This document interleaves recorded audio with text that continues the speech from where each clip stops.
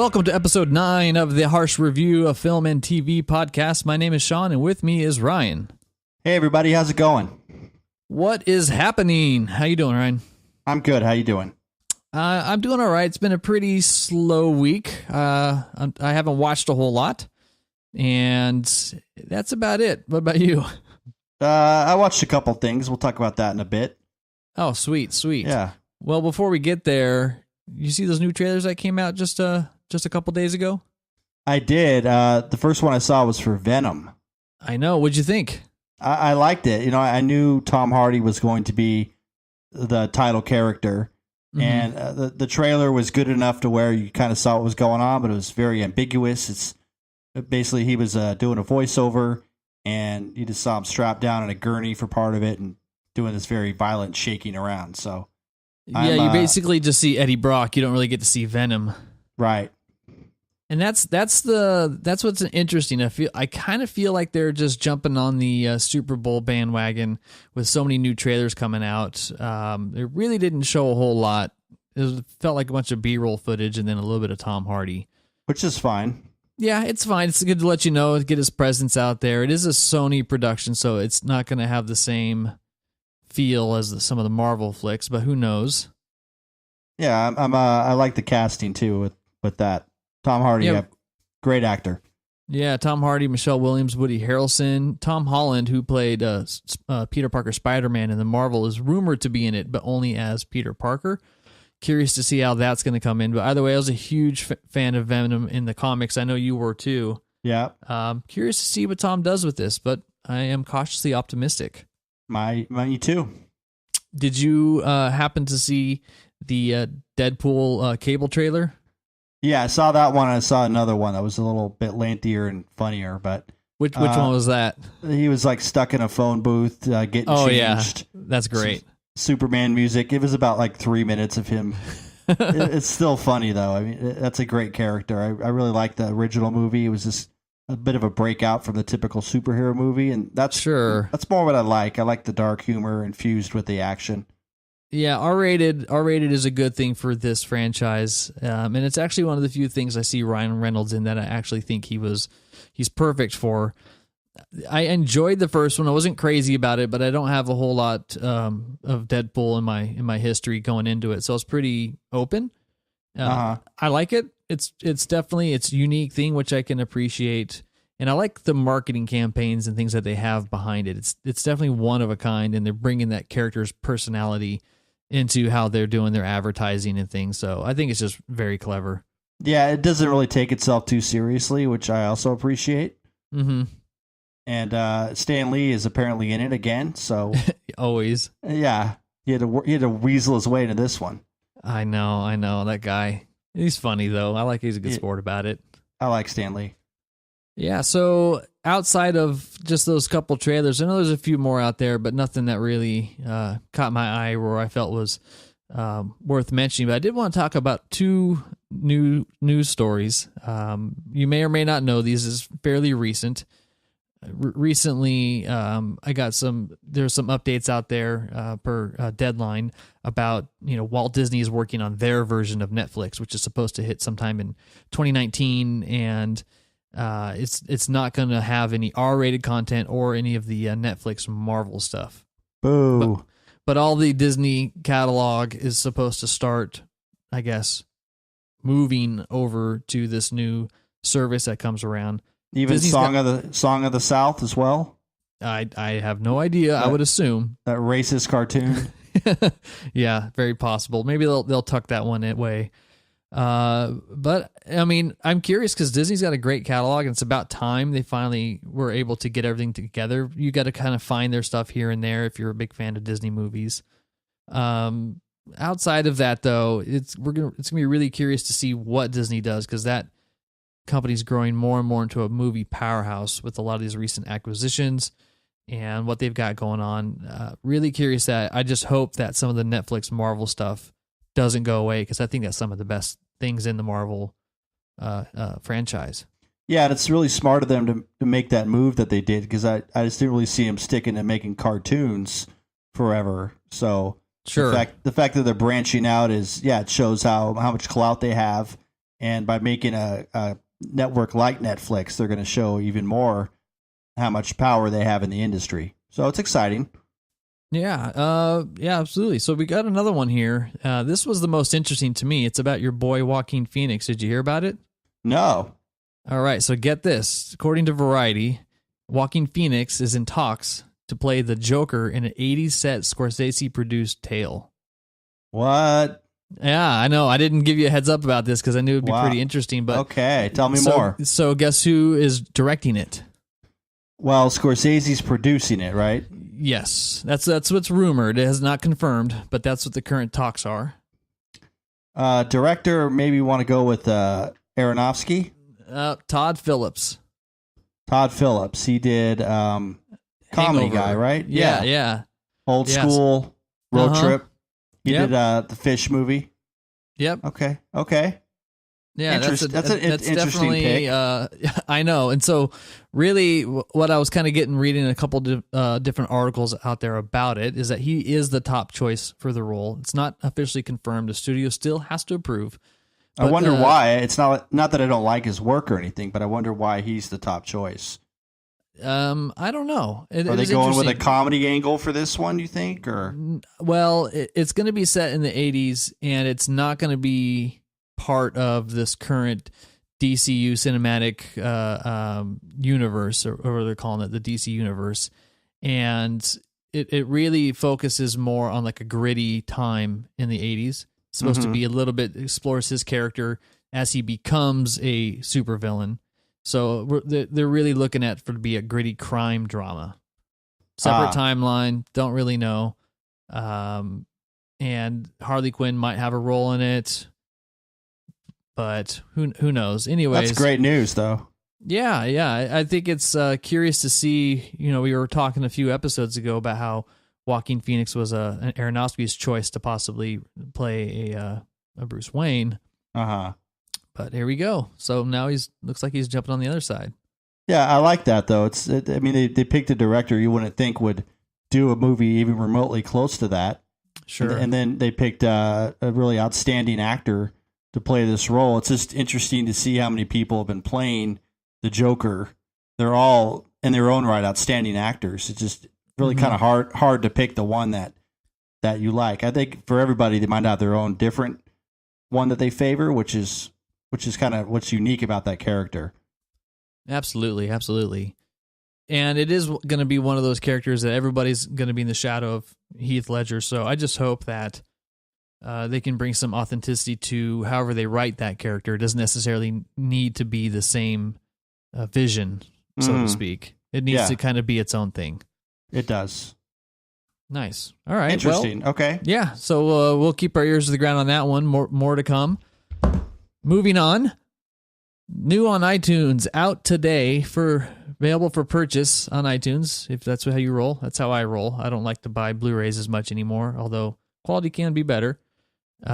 Justice League, Lady Bird, Coco, 3 Billboards. Any of those? I know you've seen 3 Billboards. You interested in checking out Justice League, Lady Bird, or Coco? Actually, all 3 of them sound pretty intriguing to me. I heard Justice League was kind of a hot mess, but I know I'll have to get to that one eventually. Not sure what Lady Bird is about.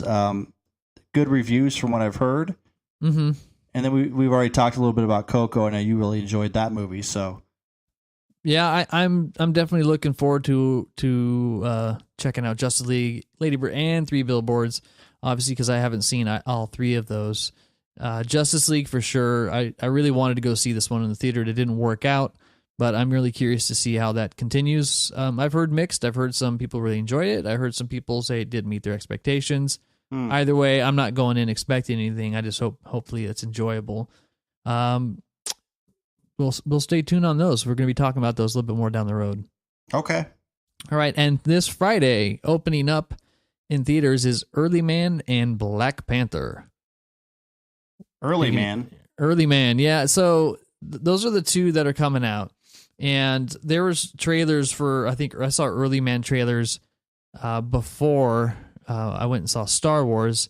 You know the claymations like Wallace and Gromit looking. Oh, okay. It's that same. I think I saw a preview animation. For this Yeah, it looks funny. It's got the caveman and set in the dawn of time, and the woolly mammoths are around and all that kinds of stuff. Like on the edge of the people come around. They're on the edge of the Bronze Age. So Tom Hiddleston is Eddie Redmayne are doing some of the main voices in there. Looks like it's pretty fun. Those movies always been pretty successful, but who knows? Kind of like Quest for Fire. Remember that movie? Yeah, I do. Yeah.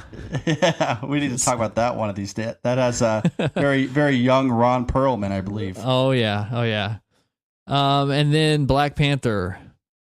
Yeah, which it looks good. It's gonna kill it. Yeah, we it looks definitely need to go and see that one and have a discussion about that. It's one of the hottest movies I think that's going to come out. It's really going to kind of set the tone for the year, especially for Marvel, and taking some momentum into Avengers, which comes out in the summer. Lots of pre-sale tickets, lots of hot orders on this one so far. So I'm pretty excited. I know a lot of people are really excited about it. Yeah, myself included. I'm going to wait a couple weeks and get out there and see it though. Trying to get to a couple of the other Oscar winner movies. Sure. Knock those out first, but definitely I want to see Black Panther. Yeah, there's a lot going on. And what came out last Friday was the 1517, I believe, to Paris, or what is it? The Clint Eastwood's latest movie that came out. You know anything about that one? I've just seen the preview. Apparently, it has the real people that were involved in that incident, but I honestly don't know too much about it. Yeah, it just came out a couple days ago, and right now there hasn't been enough reviews coming in. Most people is very lukewarm on it, but he cast non-actors in majority of all the roles to kind of tell the story about how the Americans that discover the terrorist plot while they're aboard that train in France. Okay. So it's an interesting story. It's interesting for Eastwood because he kind of flies under the radar a bit, and he's king for being very efficient in one takes, and his reputation as being a director. He does a lot of one takes though. Yeah. So like, with when non-actors, he films, he does a one take and moves on. Like he doesn't. Yeah, that'll do to get off my lawn. Yeah. So I'm not going to go to the theater to see this one, but I'll definitely rent it or check it out once it comes available. Yeah, I like his movies. We'll see. I mean, it's a good story. I'd like to learn more about it, but that was last week. But the one came out. I hope it doesn't have a fake baby in it, like an American Sniper. Oh my goodness, that was the worst. I don't need another fake baby. Yeah, there's enough robot babies all over these movies. Thank you. I know, but the other one I was curious to see. Didn't you go see 50 Shades Freed? That just came out as well. Oh yeah, that's. I'm gonna get a premiere screening of it. I think. No, yeah, I'm that all one over came that. out. Yeah, that one came out Friday as well. Okay. Not Yay. interested. No. I'm good. Yeah, we're good. We won't be talking about that, unfortunately. But if there's enough requests, maybe we will. Maybe if we get a sponsor. Yeah, maybe we get a sponsor. We'll go see 50 Shades Freed. Pay for my popcorn and drinks. Yes, I don't even know if that's going to cut it, but well, best of luck. Yes. All right, well, let's move on. So we're going to be talking about what I think is one of my favorite movies, one of the best movies in the last 10, 15 years. There Will Be Blood. But before we kind of get in there, this is a movie, if you haven't seen it, it's got a lot of different themes running through it, but a couple of the key ones is greed, there's oil. So I thought we'd have a little bit of discussion about movies that we enjoy that have greed or oil. So okay. let's kick it off to you, Ryan. Did you come to the table with anything that kind of fits that same theme that There Will Be Blood has? Yeah, well, I got something new and I got something old. So what do you want to hear first? Let's hear the old. Okay, so the old is actually a movie that really inspired Paul Thomas Anderson to make this movie. He actually watched it every night during the filming of There Will Be Blood. And this movie is from 1948. It's called The Treasure of the Sierra Madre. It stars Humphrey Bogart and Walter Huston and directed by John Huston. Mm. And it's just a really good movie. I really enjoy this. It really centers around greed. I mean, the plot's pretty simple. These guys get a treasure map for gold, and then things just kind of start unraveling as each person just gets in that little bit of a frenzy when they decide that they're going to start kind of stabbing each other in the back over this gold piece they find, and trying to stay away from the revolutionaries in Mexico. So it's obviously black and white for the time, but Still looks great. Still holds up, I think. Definitely recommend it to anybody who loves movies. Treasure of the Sierra Madre. Treasure of the Sierra Madre. Cool. Yeah. Yeah, it's and good. Is that movie greed or oil based? That would be greed based for sure. Yeah. So what did you? So that's your greed. So for me, I only have a couple greeds. I didn't have anything for oil. I failed. Okay. Forgive me. It's all right. I forgive you. See if you can get my movie for greed is a comedy. And it's one of my favorite comedies, Trading Places. Yes. Did this come across as? Did you almost pick this one? A little, yeah, but I thought you would. Yeah. So I'll let you have it. Bellies. Of course, gold doesn't grow on trees, does it? No, Mortimer.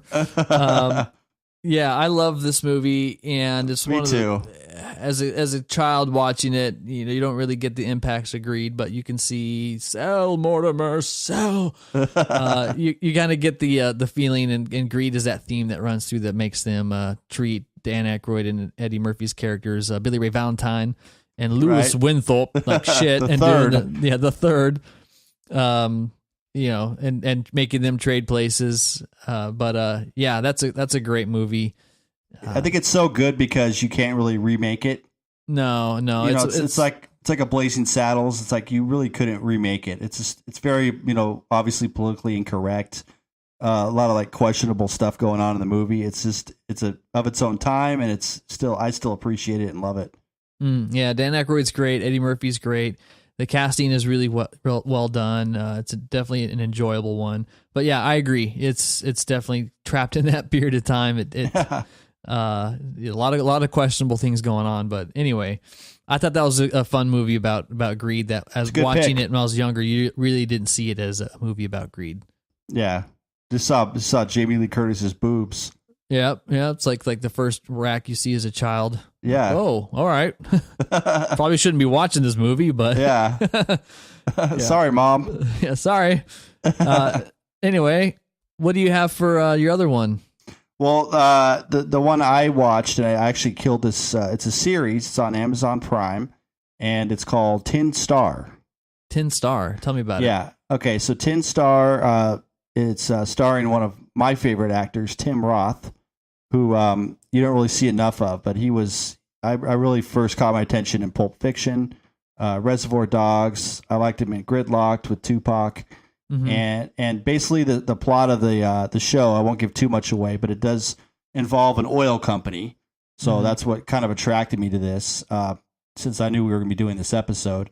But Tim Roth is a cop from England, and he relocates with his family to Canada, and they settle in this town. He's a recovering alcoholic who obviously eventually will spin out of control. But the town is more or less starting to be controlled by this oil company that's moved in. So it's a really good show. I think it's 10 episodes. I watched it in a couple days. A lot of surprises. A lot of like really sinister characters. A lot of things that are going on that you really don't see coming. So I would recommend it. I think you should watch it. It's good. I've seen it on there. I just haven't really didn't really check it out. Yeah, I enjoyed it. It was just like, he's kind of an anti-hero. It's you don't completely sympathize with his character, but he's pretty much in almost every scene. So you have to kind of side with him and his mission and what's going on. But I mean, if you see the first 5 minutes of the show, something happens in the first 5 minutes. And for me, that's what happened. I saw it. And I'm like, okay, I need to keep watching. So they really grab you right away. Yeah. Nice. Well, yeah. Tin Star. Tin Star, Amazon. Bam. Good pick. You got oil or greed? Oh, it's greed. Yeah, Wolf of Wall Street. That's a good one. That's a more recent one. Yeah. And while it is a little long, and it's definitely a crash and burn story, it's definitely very relevant to a lot of things that have been happening, especially with the financial market over the last 10 years or so. Sort of a comedy, too. I laughed a lot of that movie.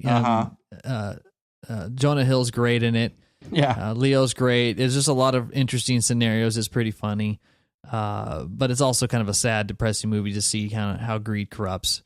But it's a good pick. Yeah. Sweet.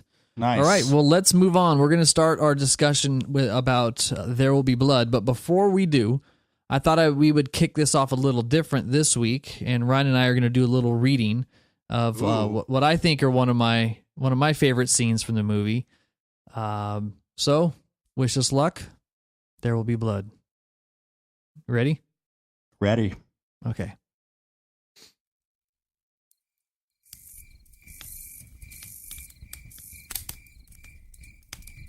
Are you an angry man, Henry? About what? Are you envious? Do you get envious? I don't think so. No. I have a competition in me. I want no one else to succeed. I hate most people. That part of me is gone. Working and not succeeding. All my failures has left me I just don't care. Well, if it's in me, it's in you. There are times when I look at people and I see nothing worth liking. I want to earn enough money I can get away from everyone. What will you do about your boy? I don't know. Maybe it'll change. Does your sound come back to you? I don't know. Maybe no one knows that. A doctor might not know that. Where's his mother? I don't want to talk about these things. I see the worst in people, Henry. I don't need to look past seeing them to get all that I need. I've built up my hatreds over the years, little by little. Having you here gives me a second breath of life. I can't keep doing this on my own. With these, people. And scene. Nice. All right. Yes, I love that scene. Daniel Day Harsch. Daniel Day Harsch's. So the reason why I love that scene is because it definitely comes about an hour and 20 minutes into this 2.5 hour movie and really starts to kind of gel parts of the character that the first half is setting up. It's kind of like a 3-act movie. So before we get ahead of ourselves, if you haven't seen it, there's going to be a lot of spoilers because it's really unavoidable. Hopefully you have seen it and you can kind of follow along. This one's a lot of fun, and it's definitely a complex movie. But essentially, There Will Be Blood is a story of family, religion, hatred, oil, and madness. And it focuses on a turn-of-the-century prospector in the early days of the business. There's some gold in them hills. Yeah, there's some gold in them hills.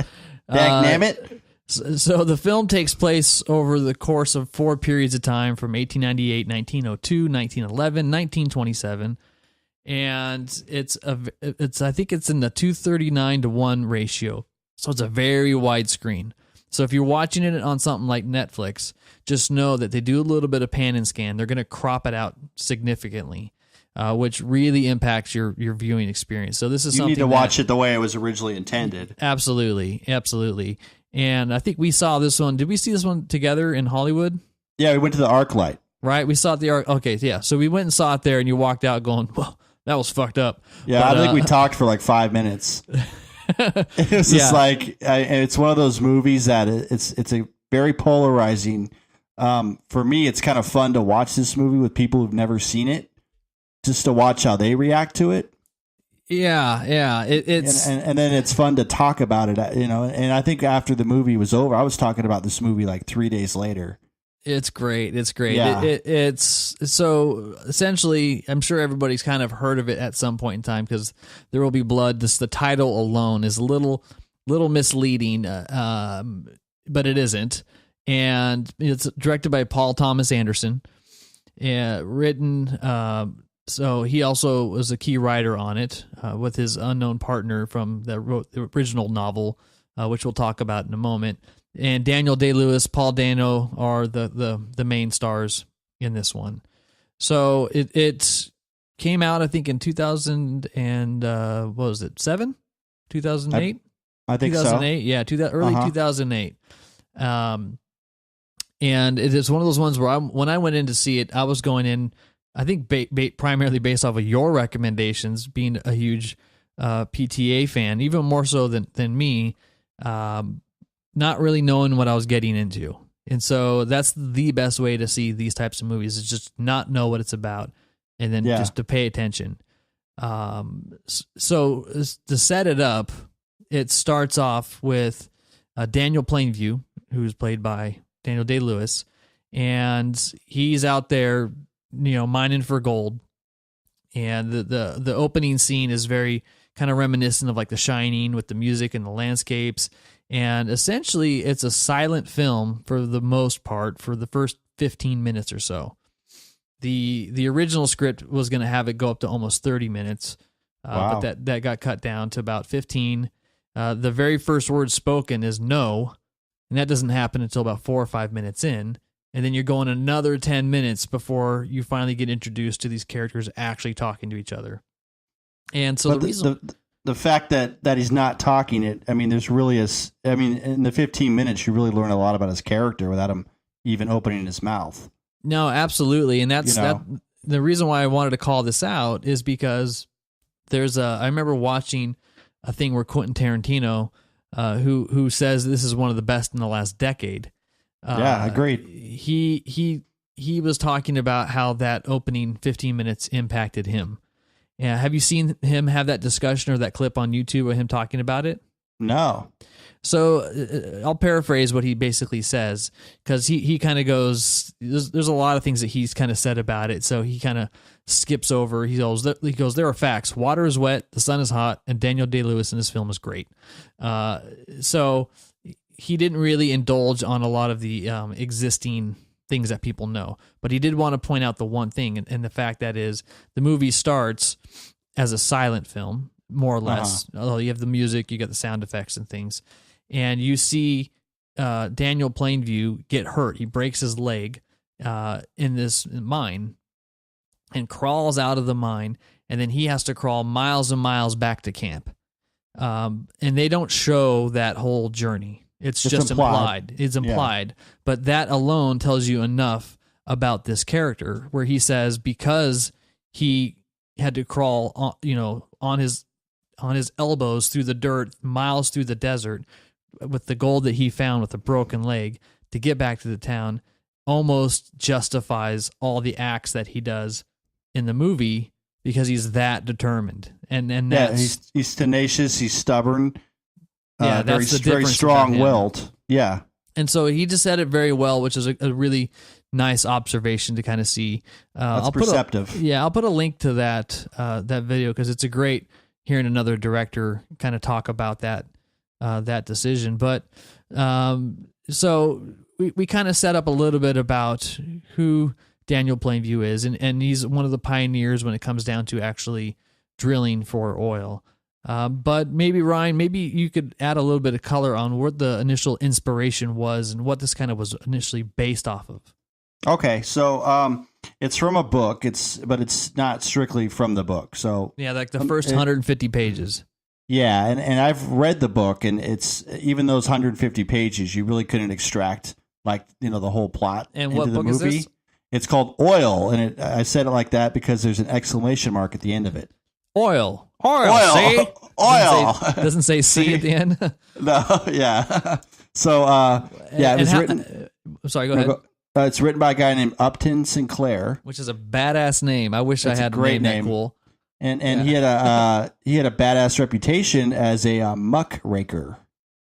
A muckraker. So a muckraker was there were a couple of them really around the turn of the century, late 1890s, early 1900s.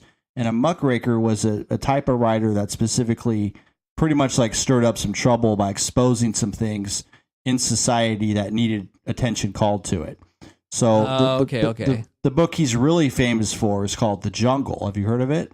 I have heard of that one, yeah. Okay, so basically, really quick, The Jungle's more or less about an immigrant who works in the meatpacking industry in Chicago. And it really kind of shows, and I think Upton Sinclair himself researched this, it really shows these unsanitary conditions that went on in the meatpacking plants, just about, not so much about the cruelty to the animals, but there's guys falling into the mixers, people losing limbs. And because of this book, the FDA was created because Theodore Roosevelt read it, and it inspired him to create the Food and Drug Administration, which, as you probably know, now they have to, they screen all, factories where food is processed. They have to do with restaurants and sanitary conditions. So, just kind of shows you that a guy wrote a book and it made a huge impact, and it's still felt to this day in a different way. That's awesome. Yeah, isn't it? Yeah, but I didn't know that. That's yeah. Well, look at this, learning something new. The English major is paying off. Yeah, thanks. He learned something. Yeah, thanks, government. Yeah, still got to pay off those loans, but hey. Yeah, but so Oil. I think it's. I wouldn't say it's one of his lesser known books, but I believe PTA saw it in a store window, and he bought the book obviously, and he just kind of read the first 150 pages, and the book kind of takes off in a different direction than the movie does. It gets into like Hollywood. But it does take place in California, which is interesting for PTA because he might be known as like Scorsese's known for New York movies. I think PTA is known for like doing a couple movies about the Valley and Los Angeles, and this movie takes place in those areas just way before people really settled there. Yeah, if that makes sense. Yeah, absolutely. Yeah, so I mean that's pretty much where he got the inspiration for the book. I think he just read it, he kind of saw the characters, and genius that he is, he just took off and wrote this brilliant script, and then made a movie out of it. So now that we have the premise kind of established a little bit, and we're getting to know a little bit about Daniel Plainview, the movie goes on where he eventually comes across a boy, also known as a bastard in a basket, and he raises this kid, orphan kid. He takes over the kid and ends up being actually very affectionate for him as somebody who wasn't planning on being a father, but he's also torn between using the kid as a prop to manipulate people, as a salesman to sell even his though he services feeds the kid whiskey. Yeah, he gives the kid whiskey, and he gives him whiskey and milk to make him go to sleep. Yeah, but there's a reason for that, which I kind of get. Okay, but, yeah. So it's before Benadryl, people. Okay? Yes, come on, work with us. Yeah.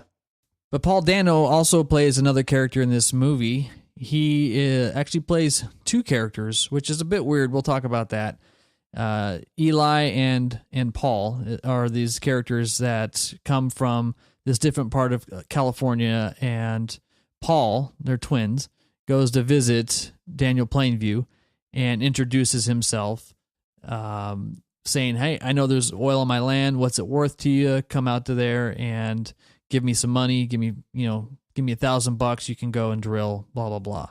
Yeah. So Paul Sunday introduces himself, gets the money, and then kind of leaves, which makes Daniel and his kid go out to the Sunday Ranch somewhere in California to inspect for oil, and that's where they meet Eli Sunday, which is also played by Paul Dano, who are twins. And this, when you first come across this in the movie, they share this look like, the fuck? Yeah. Is it twins? He's like, you're Eli Sunday. They look the exact same. Yeah. And it threw me for a loop watching it for the first time. Me too. And I never really knew, I guess officially, are they twins, or is this an alter ego, or was he playing a role because he didn't want the family to know that he brought this oil man to his ranch? Or, multiple personality disorder. Exactly. Something going on. But when I was doing a little bit more research, I finally got resolution that Paul Dano wasn't initially supposed to play the twin. It was just going to be brothers. But the other guy that they had cast 4 days before, they ended up letting go and decided to make them twins. So I guess the big question is, what happens to Paul? Well, that's what's interesting. And so you don't really see him again. You don't see him, and he's referenced, but you don't see him. Yeah, I don't know if anything actually does happen to him or not. I don't know. There's a lot of words shared at the end of the movie that would lead you to believe that he went on to success. But I also think those might just be hurtful words. Yeah. I don't know, but it is one of those weird. It's probably the only hang up I can really think of in the entire movie where I'm like, they probably could have done something a little bit different there. They kind of clean that up, or yeah, it's the only thing that I just. It's a little too ambiguous, you know. It is, and I think that most casual folks who are watching aren't really going to care enough to look into it. It's just going to be something you glaze over and just assume it's the same person, but don't really know what the motivation was behind it. Right. But Eli is this super religious. I'm going to build a church. Very young, very very young looking. I don't know, probably early 20s. Aspiring pastor that has like this grand vision of leading his congregation. It's a very nice dynamic between him and Daniel Plainview, where one person is very religious on one side and the other person is very material, and they're essentially at odds with each other for most of the movie. Most of the tension and things come between those two characters, and they're both foils for each other, meaning that they both share like similar qualities, but they're also, like, in a way, they're both hustlers. They are. They are of a different kind. I mean, the whole movie, it's just like this battle of wills between the two of them. Probably starting from when they first meet each other. Yeah, and then it just kind of goes. It's just like a little bit of one-upmanship, and then but it gets kind of crazy from there.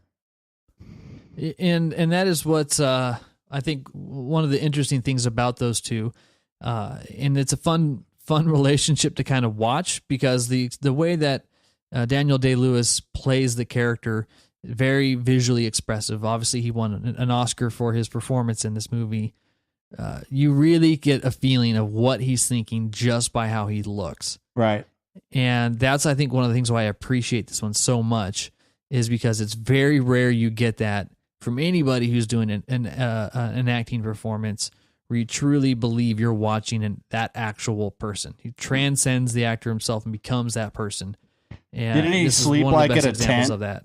He slept in like a tent or something when they made this movie. Like he's one of these method actors. Yeah, he had 2 years to prepare for the role, and Paul Dano had 4 days to prepare for his. Oh, so he did a whole lot. He did a whole lot where he was developing his look, his talk.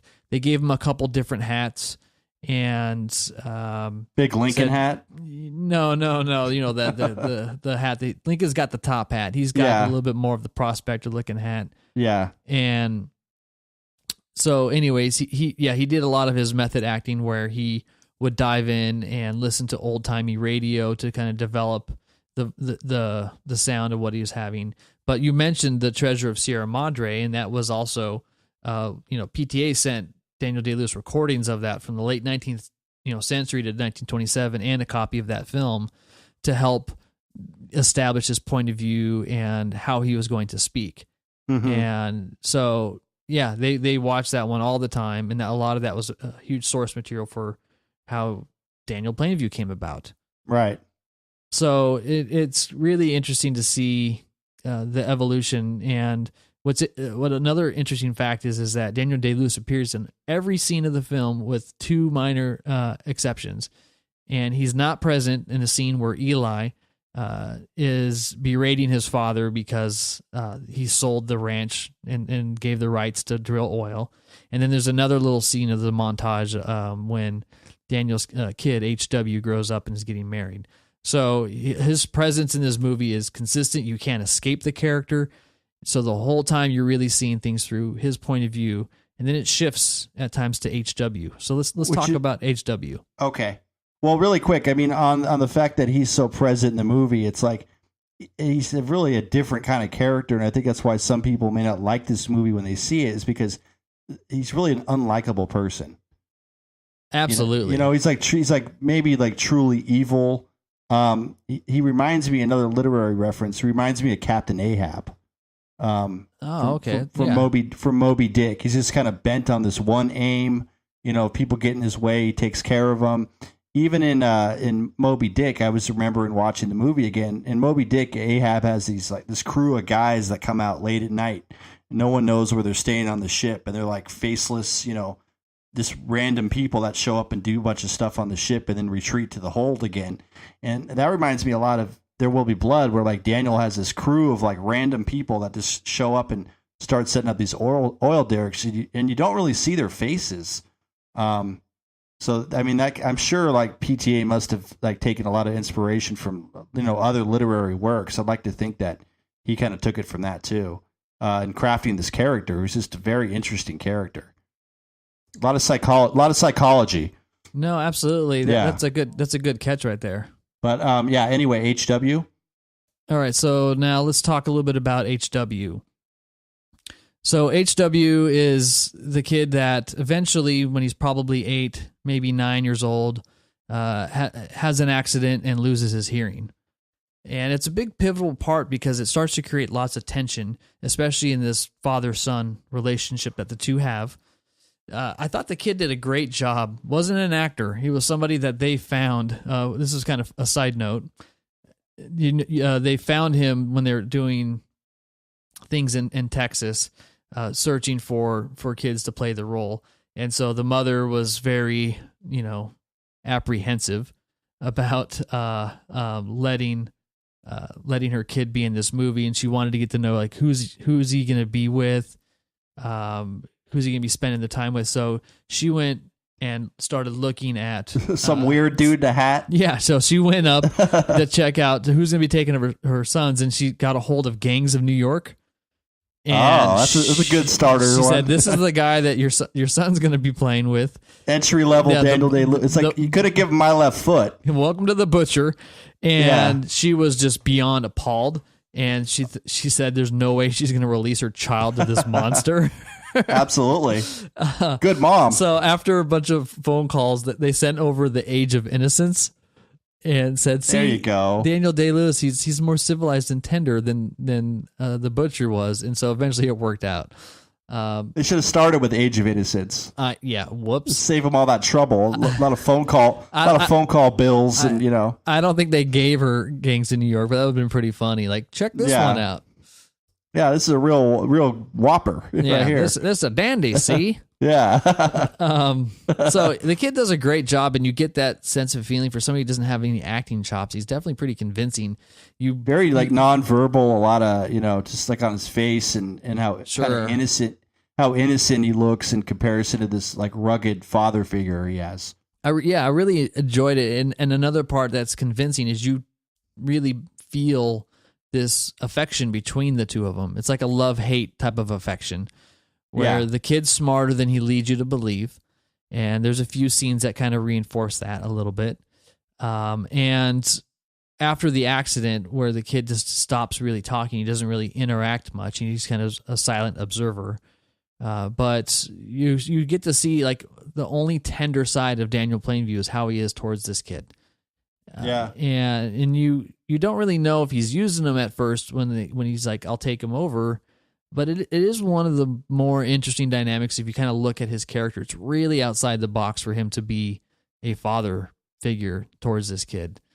And it's like the only shred of humanity he has left is this like bond with the kid. But I mean, it's like the oil supersedes it. There's a scene in the movie after he has his accident, and one of his guys asks him, "Is your son going to be okay?" And Daniel's like, "No, he isn't." Yeah, he isn't. Matter of factly, like he knows his son's like he's not in a good way, but he basically pries him off the top of the shed, takes him back into lays him on a table, and then goes back out to watch his oil derrick blow up. So sure. It's like it's this kind of duality between should I choose evil and getting involved in this oil business more, or do I become like a human, like a real person that is capable of love? Yeah. And he's kind of torn between that every time he interacts with HW. You start to see that, and you realize that the kid's a little more intuitive because before we did that whole bit earlier where Daniel Plainview was talking with Henry. That the way that scene is edited in the movie is where HW, they're sitting out on the porch having this kind of having a smoke, having a conversation, and HW is all digging through this guy Henry's shit, who shows up and claims, "I'm your brother, Daniel," and Daniel Plainview's a little off. Ultimately, it's the guy who stole his brother's identity or came across it, and thought he'd Right. take advantage of his success, which turned out to be a big mistake. But HW is digging through his stuff and starts seeing, little cutouts of the guns and different things in the very simple belongings that he had with him, and realizes that this is not who he says he is. He's an imposter. So while he's sleeping, the kid lights the bed on fire, and you're like, what the hell? And so I remember just watching it the first time. I didn't really put that together. That the kid knew something we didn't. Yeah. Like he caught on to it just like through looking through this guy's stuff. Yeah, he put all the pieces together. It out. And by this point, it's worth mentioning too that Daniel is more or less like an alcoholic. I mean, he's like drinking more and more, and just whatever. And it's just kind of like by this point, he's kind of oblivious to a lot of things that are going on around him. Yeah, he's totally miserable. Yeah, I mean, he's not picking up on a lot of cues like from his son, and he's not really picking up on this guy showing up claiming to be his brother either. He's almost kind of like bewitched in this off the notion that he has family, and that's why you kind of are empathetic for him in some respect. That this guy's so hard nosed, and he's lived so hard that somebody comes along saying like, "I'm your brother, half brother." And this is what happened to Pa. Ma still lives this place. Blah blah blah. Tells them the kind of whole story. And he wants to find that kinship within him. And you see him making those efforts. And that scene when they're out there swimming in the ocean, which is the most color you see, in the movie the whole time. Yeah. He says something to him like a reference. That's like the Peachtree Festival or whatever, like, right? Let's go to the Peachtree dance. Yeah, the Peachtree dance. He's like, do you remember? And he was like, do you remember the farm? What was the name of the farm? He says that later, but he references it a couple times, and back to your point about just his expressions, like the look on his face is like almost heartbreaking. But in that instant that he realizes who this guy is not. Yeah, and that's what I love is that look he's giving him out in the water, and he's staring at him like. And he holds that shot for a while too. He does. It's just so convincing. He does the same kind of thing in Boogie Nights. There's a scene where Mark Wahlberg's in the house with Alfred Molina, and there's a shot on Mark Wahlberg's face. It seems like a minute, and it's just like kind of like the whole look on his face just kind of tells you, what's going through his head in that instant. So, really good with capturing those looks. They communicate a lot more than words. Wow. Yeah. And there's several of them in here. There's several long shots, which I really like. And it's got a nice pace to it. So it does. It doesn't feel like 2 hours and 45 minutes. It doesn't. So after he kind of goes through and figures out who his brother is and asks him to explain himself, and then obviously Henry admits to the lie and what he's done and blah blah blah, and that I'll just go. He takes out his little pocket pistol and just shoots him in the head. That's something that a woman would carry in her handbag. It's a tiny little gun. Yeah, and it's probably got one bullet in there. It doesn't even look like something that like really went into the brain all the way. It looks like a toy. And so it might have severed an artery close to the forehead or something. Yeah, it's the worst way just to take a shot that's enough to kill you, but not enough to make it quick. Close range only. And then he buries him and slams down his whiskey and just passes out. And eventually just wakes up hammered to Mr. Bandy, who comes by going, "You're supposed to come see me, remember?" Because he wants to Bandy prior to this was referenced a couple times. Like early in the movie, he says, "Well, who owns that plot?" And he tells him, and the realtor or whatever says, "Well, he wants you to talk to him personally." And then later on, Daniel again missing cues. He's like, "Well, why don't I own this?" And he's pointing at the map, and it's like the guy's like, "I told you about this Bandy guy." It's like, he wants you to talk to him personally. It's almost I'll do it myself. Thank you. Yeah, well, it's almost like though he doesn't want to have any kind of interaction with people. He just wants to throw some money around and then buy up their land. He doesn't want to like most people. Yeah, he has this little sales. He has a sales pitch that he gives. Sure. And that was, I believe, it was improvised. By the way, that sales pitch. It was. Yeah, he did that whole thing on the end. I'm a Moyle man. Right. I'm a family man. But then, when he meets this guy, it just kind of goes in a different direction for him. It does. That's when it kind of starts going downhill a little bit because, like we mentioned in that speech, is he says he can't do this alone, and he needs the help, and he kind of shows a little bit of that vulnerability that you don't really get from him, and that's kind of why I really liked that scene. Is that's the only time where you actually feel like he's just being straight up with you. Where normally he's not, and he's wanting to share this with somebody. He wants to share this with family. He needs the kind of help. Maybe it's the only time he ever showed a little bit of vulnerability. So yeah, it's sad, but you kind of saw that coming along.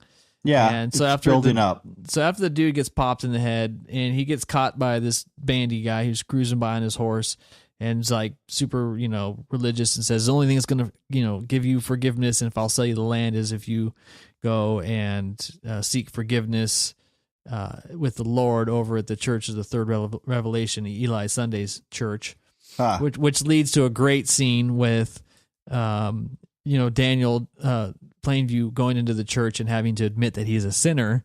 Right. And Eli Sunday's putting on the whole show. It's almost a comical scene.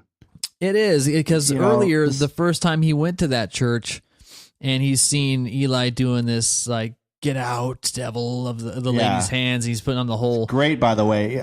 Paul Dano is so good in this movie. Yeah, like the whole show, I just like how he comes out and he's like, thanks for coming by my church. He's like, it was one goddamn show or something. Yeah, one hell of a show, Eli. Yeah. So it's like saying, I know your game. I'm exactly. Pretty much, I know exactly what you're doing. That was funny. So they keep sizing each other up that way, so that now this is his moment of humiliation where Eli gets his way. Yes. And so he has to admit these things because he needs to drill and run the pipeline across the Bandy Ranch. And that's a great scene, where he's abandoned his boy and he's yelling, "I've abandoned my boy." But you could tell too that, that Daniel's basically just saying whatever he has to in that scene. I mean, he's not completely serious. He's kind of like, let's hurry up and get this over with, exactly. Like, I accept the blood. Yes, he's like, yes, I do. I'll never backslide. Yes, I do. And then it's a pretty funny scene though. And so after that, he gets what he wants. He runs his pipeline all the way down, and that's kind of getting closer and closer to where we get to the next act of the movie, which is essentially like the closing of it. Because I kind of see it as 3 acts, to where you kind of set up, you learn about the character. You get introduced to his kid, you get introduced to Paul and Eli Sunday, and then the second act is the success and, getting that oil rig in there, going through that whole process, the accident with his kid, the dynamics between him and Eli. And then the third act is really this later stage in his life when HW's all grown up after downfall of Daniel. The downfall of Daniel Plainview. So he's living in this giant mansion, and it's like a 55 room house. It's also been used. It's like a Tudor style residence. Yeah, and it's one of the most popular places to film for the types of homes. I mean, it's been in movies like Batman and Robin, The Big Lebowski, The Bodyguard, Ghostbusters 2, Indecent Proposal, The Prestige, Social Network, X-Men. So that house is very... Ghostbusters 2. Yeah. The Golden Child. Yeah, the Greystone Mansion in Beverly Hills. Jumpin' Jack Flash. And it was owned by a guy named Doheny. Uh-huh. Who I believe was kind of an inspiration for this film, because Doheny was an oil tycoon himself. Mm-hmm. And there is a street in Los Angeles named after him, or Beverly Hills, I think. But I think part of the film, it might have been an inspiration to PTA, that character, and then ironically films the end scene in the guy's house. And that staircase, the descending staircase, is one of the most famous sets in Hollywood. Oh, really? Yeah, and at that house gets filmed at all the time. Interesting. which is pretty cool. If when you check it out and you watch it again, you're like, oh yeah, I recognize that one. Yeah, it's like that restaurant in Pulp Fiction. That's been used in a lot of movies. Sure, I think I just saw that in third season of Fargo as well. I was like, hey, is that the same? There it is. It's actually. I used to drive by movies. Yeah, I used to drive by that all the time. It's not like a open for business. It's just there for that purpose. Okay. Yeah, but interesting. So anyway, this last scene is kind of interesting because you get to see HW again, and HW kind of comes back and is telling his dad, I'm leaving, taking my wife, I'm going to Mexico, I'm going to start my own drilling, and I need to be outside again. And he's very honest, and you could tell he cares for his dad, but his dad is like such a son of a bitch at this point in time, where everything he says to him after that is just to hurt his feelings. He looks awful, by the way. Like, if you see that, he's just like all kind of sweaty and grimy looking. It looks disgusting. Very, very unhealthy. Yeah, it's executed very well, and they go about, they're having their arguments, and that's when he tells his kid that there is nothing about me and you. I found you. You're nothing more than a bastard in a basket, and just everything he can possibly say just to inflict hurt into his kid. And his kid's like, I'm glad there's none of you in me. This is what I'm doing. See you later. Because he calls him, you're my competitor. So he's like, no, it's not like that. He's like, it is. It is that. Yeah. Yeah. And he's enunciating because he knows his kid can't hear him. So he's really kind of dropping these words in there that are really hurting, Sure. It's like, you're not my son anymore. Now it's business. Yeah. It's really, it's a sad scene. It's sad. And that just kind of sets up that nothing good is going on with this guy.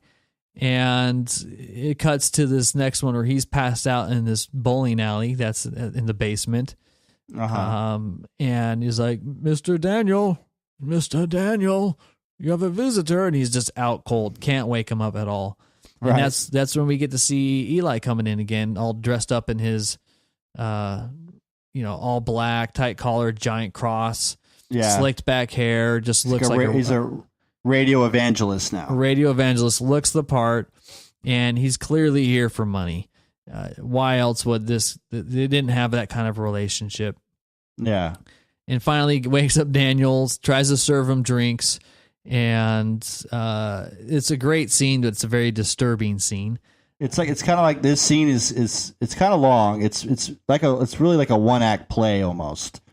Sure, that's a good way to look at it. The way it reminds me of the scene in Inglourious Bastards. That first scene, it's just two people, a lot of tension building up. You get to kind of see where they're at and where they've been, and you don't know what's going to happen. Yeah, I really, really enjoy it, and you didn't really know where it's going to go because Daniel is so hammered, and he gets up and he's got his little steak dinner, and he's still kind of eating it, and he's doing this little shuffle foot, and he can barely walk, and that's the first time you see him eat in the whole movie.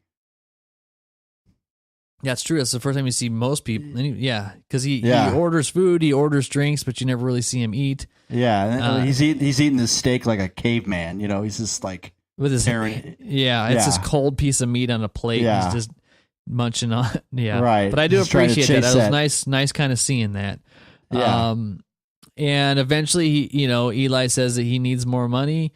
He knows that there's more blah blah blah. Then he says, "Hey, there's still oil. I tell you where there's more oil. I found more oil," and that's where the famous milkshake quote comes up, where he tells them, "I drink your milkshake." Now, and PTA got that from a senator. He did. Now, so let's talk about this just for a minute because I have a couple notes on this one.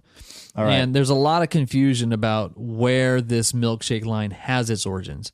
Okay. And so Doheny himself was as we mentioned earlier, a lot of people suggest that it was done in 1924 in a court hearing that bit heavily involved Doheny, which occurred after the Teapot Dome scandal. Okay. Are you familiar with that? A little bit. I think it involved President Harding at the time. Yeah. So basically, there's the quotes that they're saying during this this trial that, sir, if you have a milkshake and I have a milkshake and my straw reaches across the room, I end up drinking your milkshake. That's a direct quote from the trial, huh? That's from the trial. So that's one point where they say it. So the Teapot Dome scandal. This is what's interesting because you dropped a little bit of a history with the jungle reference earlier. Okay. You can look it up and you can get more details on Wiki if you're really that interested. But I'll just give you the quick version rundown here. So it's an incident that took place in the United States from 1921 to 1922 when the administration of Harding, which is a president most people don't really care about. Yeah. And the Secretary of the Interior were leasing Navy petroleum reserves at Teapot Dome in Wyoming and other locations in California to private oil companies at super low rates without competitive bidding. And so eventually it became subject to a huge investigation by that Senator Thomas Walsh. Okay. So eventually Fall was later convicted of accepting bribes from oil companies, and he became the first cabinet member to go to prison.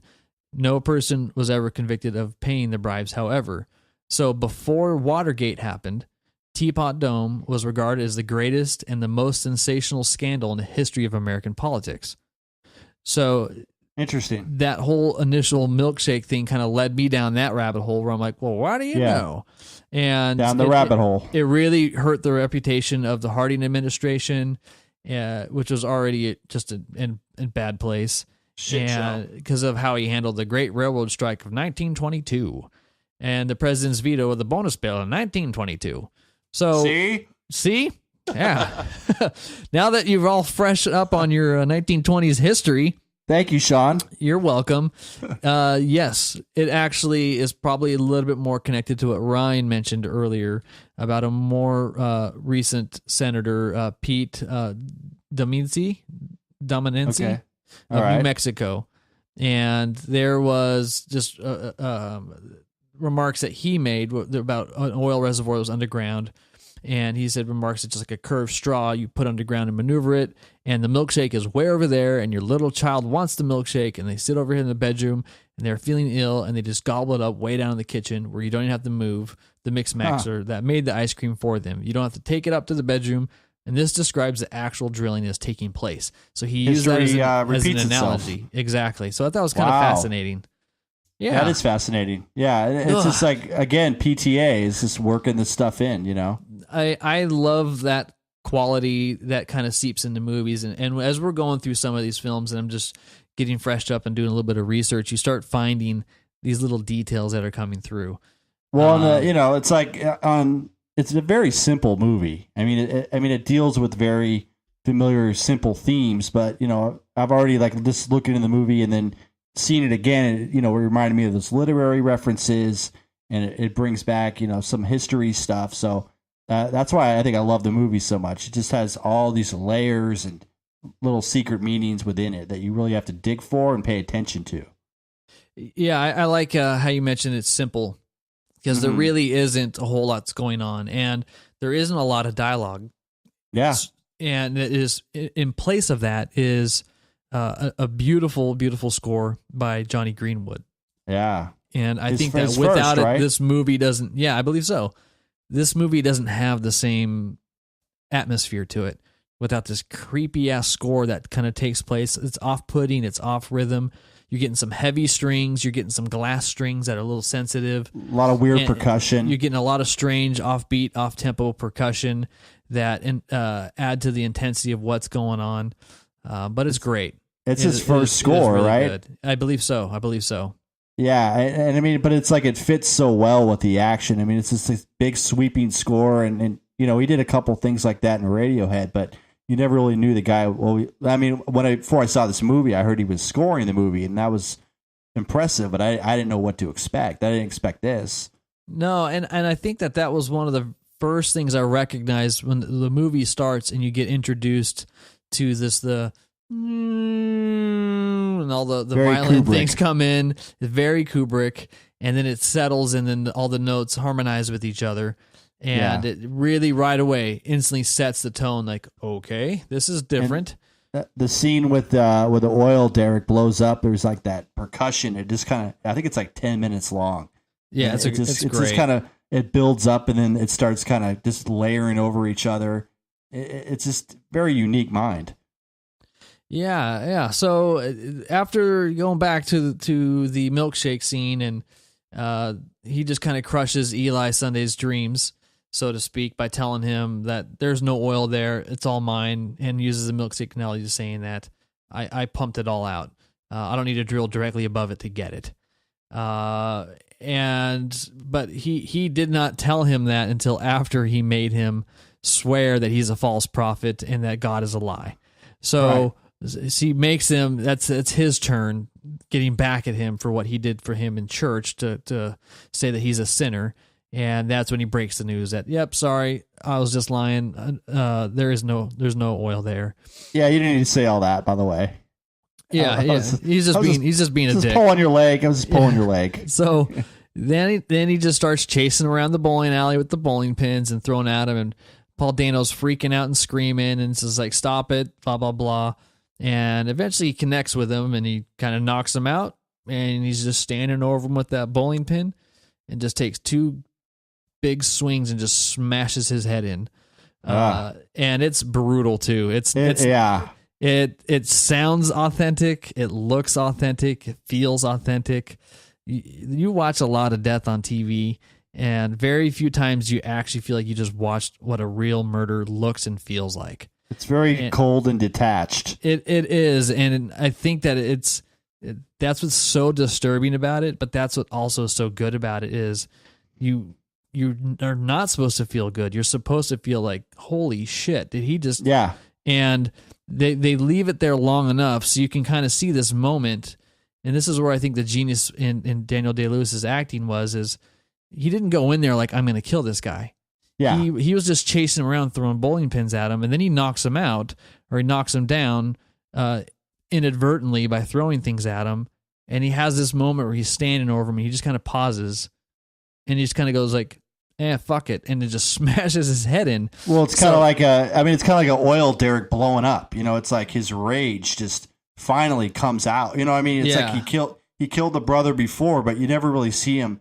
It's like he's holding so much in, and then when he kills this guy, it's just like, it's pretty much like everything comes out of him.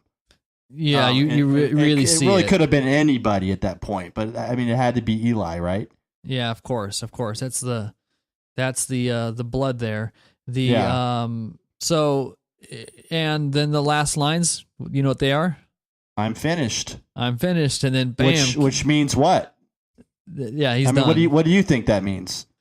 I think that he knows that, like, his journey's over. Yeah. I think he goes, oh, I've gone too far. I don't know. That's kind of how I interpret it. He's like, but he says it kind of like, you know, someone asks like, honey, what are you doing? He's kind of like, I'm finished. Like, are you done eating your dinner? Right. Yeah. It's interesting. It's interesting. I don't know. How do you interpret that?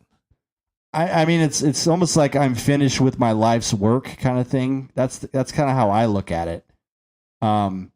You know, it's like, it seems like he had this single-minded mission his whole life. And it's like, it seems like if you want to bring in a lot of like philosophy into this movie, he's pretty much like a nihilist, where he doesn't really believe in anything. He obviously probably doesn't believe in God. And the fact that he's just killed this guy who is, to him, is the very representation of religion and God, is like, I'm finished. I'm done. I've accomplished everything I've wanted to do in life. Yeah. That's kind of interesting. That's kind of how I look at it from that point of view. You know, but then again, you could just be meaning, well, I'm done. You know, this is it for me. I mean, because he didn't look good 10 minutes ago. You know, before no, he was a hot mess. Yeah. So you know. Well, yeah. So that was definitely, I think, a good way to kind of look at it. But that kind of wraps up our little journey through the movie. Let's talk a little bit more, just about some of the more specifics or details, or just little notes and things that kind of came up along the way. Well, I got a really quick trivia question for you. Okay, perfect. I really kind of looked up a lot of stuff, and like we said before, because the movie is so simple, there's not really like a lot of stuff you can do trivia on. But one thing I did find interesting is what other movie was filming at the same time. I mean, literally not that far away from this movie. Oh, I know this one. Yeah. And so you want me to talk about it, or do you want to talk about it? I'll talk about it. Well, name the movie first. No Country. Yeah. So another great movie, like one of my favorite movies. Probably want to do an episode on this at one point, but I guess they were the Coen brothers were also in Texas filming that movie at the same time as There Will Be Blood, and there was a scene in There Will Be Blood they were filming where there's a lot of smoke coming up, and it was in the skyline when the Coens were shooting, so they had to cancel filming for like the whole day until the smoke went away. That is awesome. Then, yeah, that is awesome. And then but I mean, two great like set of directors. And then, these were both, ironically, the big movies at the Oscars that year. Gotcha. Yeah. Yeah, that's interesting. That's all I got for trivia. Oh, well, it's pretty simple. I'll give you a trivia question. Okay. How many deaths are in this movie? Okay, so you have the brother, that's one. Daniel, that's two. And then there's a guy that dies early in the movie. That's HW's dad. That's three, right? Yeah. And then there's a fourth one where when he starts drilling in Little Boston, some guy gets killed. So that's four. I think that's it. That's it. Four. Yeah. Okay. Nice. So I know this movie. Yeah. So a couple facts about it. This is the first film of PTA that didn't feature Philip Seymour Hoffman. Ah, okay. Right. So that was I thought a pretty interesting fact. And so here's another one that you'll probably dig, is that when PTA was planning to have that restored bowling alley used, the one that used at the climax of the movie, which is located at the Greystone Mansion, he was going to have it entirely painted in white to give it a Kubrick symmetry and menacing quality as a nod to Clockwork Orange. That's cool. I know, but he didn't do it, but he was going to. Yeah, that's way cool. But he originally just changed it to his original state and decided that the bowling alley was to be given away for ownership after filming it. Okay. But he definitely has some of the Kubrick on the brain. Yeah. Which is kind of cool seeing it. Mm-hmm. A couple other things is that the fake oil in the movie was really just this stuff that was used in chocolate milkshakes like McDonald's uses. That PTA said when they asked him, like, what did you do to make the oil? And he's like, it's the same stuff that McDonald's uses to make chocolate milkshakes. That's very complimentary to McDonald's. Yeah, like, whoa. It's disgusting. Yeah. The biggest scene in the movie is when they burn that oil derrick, and they only had one take to get it right. And so Daniel Day-Lewis said there's no going back if they got it wrong. Like Tropic Thunder. We would have been absolutely shagged. Yeah, like Tropic Thunder. But we had a good special effects guy, and he did everything right. And so that was a big nervous moment, which is one of the cooler scenes in the movie where they do burn that down. Okay. It's also shot entirely in the rule of thirds. So from a creative point of view, photography or cinematography is going to follow the rule of thirds to kind of line up your best shot. And the entire movie, almost every scenario is shot with that rule of thirds, and you can see that. So if you want to get a good point of view on how to frame an image, this movie's perfect for that, because then when you look at it, you can practice looking at where do I see the rule of thirds from. So, that's Robert, I think his name's Robert Elswit, and I think that's PTA's guy when it comes to cinematography. Yeah. Kind of like Deakins is, Coen Brothers. I think it's Elswit for PTA. Another great cinematographer. This movie is just beautifully shot. Yeah, there's a lot of little moments in there. I really appreciate the authenticity of capturing a period piece, which was PTA's first period piece. Mm-hmm. And you really kind of see that come through this, like the simplicity. They don't have many possessions. For somebody being so rich, you don't see any of that present throughout the majority of the movie. Even when they move into that little house and they have that little truck with just a couple chairs and just a mattress and just how simple they lived, you're like, wow, it was way different back then. Pretty spare. Pretty spare, absolutely. And even when he's in that big mansion, he's like firing his gun off and blowing shit up. Yeah, he doesn't care. Yeah, it's like going Hunter, like Hunter S. Thompson or something. Very, very much so. So the another interesting connection is that the third revelation is that moment, like in Christian theology, when Christ returns to earth. And there's a scene where Daniel Plainview claims that he is the third revelation.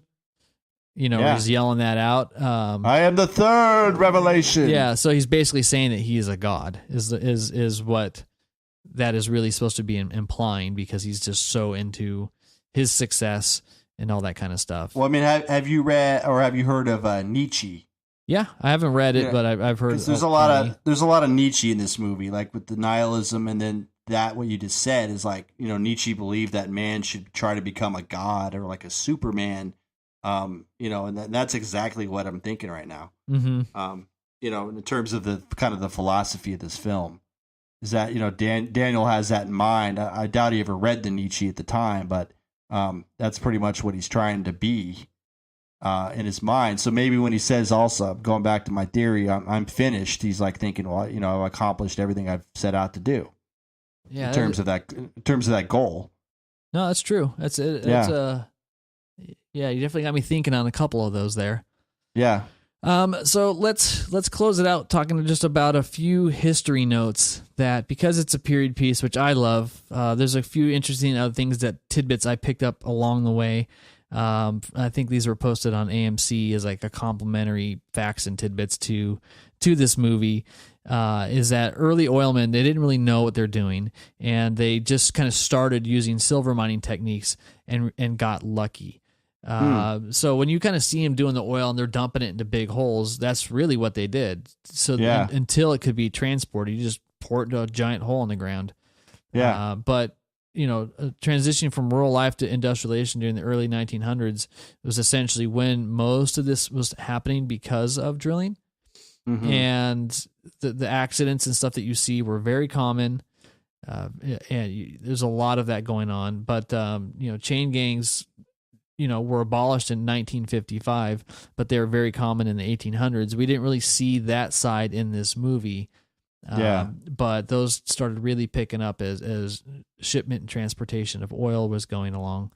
But we also got some insight into, the thing that we didn't really mention was the scene where Daniel sends HW off to school in San Francisco to get treatment because he's deaf. Yes. And the kid doesn't really know what's going on, so he had to put him on the train and then like bookie out the back, and then so the kid's going to San Francisco. But American Sign Language began in 1817 by mixing French Sign Language with regional signs. And so it's still very crude at that time. And to think that somebody, like, he has to go that far away to San Francisco to get help just reminds you of how far apart and sparse these things were back in the 20s. Yeah. I mean, because, like when Daniel was there in California, a lot of that stuff wasn't completely settled yet. No, absolutely. I think the only thing I really picked up on was a reference to some of the places he was naming. The only one I kind of recognized was Antelope, like as in Antelope Valley outside of Los Angeles. Yeah, and he said Port Hunimi, down in Oxnard. Yeah. And so kind of looking down at that direction. Right. But the movie kind of started wrapping up around what year was it I mentioned? I forgot.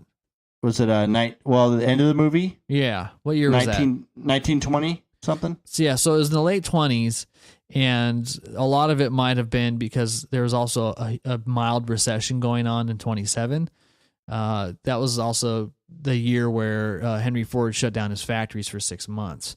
Huh. So I'm just kind of was always curious that the time that you kind of start seeing resolution to Daniel's character could be pointed towards economic factors as you started going to the Great Depression, which are not ever are not directly mentioned, but those trends started. But there's a scene in the end in the bowling alley where Paul says, like people are going through hard times, and so he kind of references it. Yeah, a little bit, but I mean, unless you know history, you're not going to pick up on that. Yeah, so that's what I kind of liked about that. Yeah. Overall, I always love it when a movie takes you down a certain journey and you can have a conversation about it, but you're talking about more than with just on the screen. You talk about the craft that goes into it, the writing, the characters. That's why I think this is one of the greatest movies ever made. simply because of how authentic and convincing it is. It's in my top 10 for sure. Absolutely. Yeah. All right. Any final thoughts? You feeling okay? Feeling okay. I think we talked this movie out pretty good. Yeah. Well, if you haven't seen it, please do yourself a favor and pick it up. Try avoid seeing it on. Get yourself a McDonald's chocolate milkshake. Celebrate, yes. Yeah. and try to avoid seeing it on like a Netflix or something if it's streaming, because you're not going to see it in the true aspect ratio that you should. If you rent it or pick it up on iTunes, you'll be safe. It's in the proper aspect ratio. And play it loud because the sound is amazing. Yeah, it's totally awesome. Yeah. All right. Well, that closes up for this week. Next week, we are going to be talking about the dark movie Seven. Uh-huh. That's one of your picks. That's your pick. Yeah, that's my pick. You're on the hot seat there, Harsch. Hey, I better start doing my research. Yeah, absolutely. And again, we want to thank everybody for your recent 5-star iTunes reviews. They really help us out a lot. Mr. Lax42 and Fizzling Wisby. Really appreciate the support. If you guys haven't already, head over to iTunes and take care of us with a 5-star review. We'll be announcing a winner for a free Baby Driver Blu-ray that we're giving away. And that'll be, we'll be calling that on the 16th, I believe.